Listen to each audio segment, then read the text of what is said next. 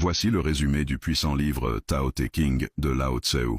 Le Tao Te Ching est un livre ancien, court et infiniment profond. Écrit il y a plus de 2500 ans par Lao Tseu, il est considéré comme le texte fondateur du taoïsme. Ce n'est pas un livre de règles, c'est un guide vers l'harmonie, un chemin vers la paix intérieure, la puissance douce et la liberté d'être. Le mot Tao signifie la voie, le chemin naturel, l'ordre invisible qui régit tout. Le Tao ne se contrôle pas, il ne s'explique pas. Il se vit, il s'observe, il se ressent. Ceux qui tentent de le forcer s'égarent. Ceux qui s'en remettent à lui trouvent la paix. Lao Tseu dit, le Tao que l'on peut nommer n'est pas le Tao éternel. Tout ce que l'on essaie de saisir avec l'intellect est déjà perdu. Le sage, lui, n'agit pas contre le courant.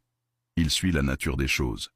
C'est le principe du Wu Wei, l'action sans effort, l'efficacité sans violence. Lao Tseu enseigne qu'il y a plus de force dans le calme que dans l'agitation, plus de puissance dans le vide que dans le plein.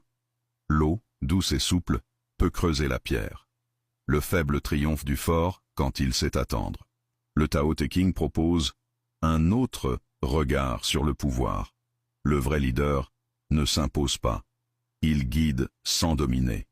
Il agit avec discrétion, inspire par l'exemple et se retire quand l'œuvre est accomplie. Il ne cherche pas la gloire, car il sait que plus on impose sa volonté, moins elle dure. Le sage préfère la simplicité à la complication, le silence à l'agitation, la présence à l'ambition. Il n'accumule pas, il ne contrôle pas, il ne juge pas. Il vit aligné avec le Tao et laisse la vie se déployer sans résistance. Lao Tseu dit, celui qui sait ne parle pas, celui qui parle ne sait pas. Il invite à l'humilité, à la retenue, à l'écoute. Ce n'est pas dans le savoir qu'est la sagesse. C'est dans la clarté de l'être, dans l'observation lucide, dans la non-intervention quand il le faut. La richesse du Tao Te Ching, c'est qu'il ne donne pas de recettes. Il désapprend. Il désencombre.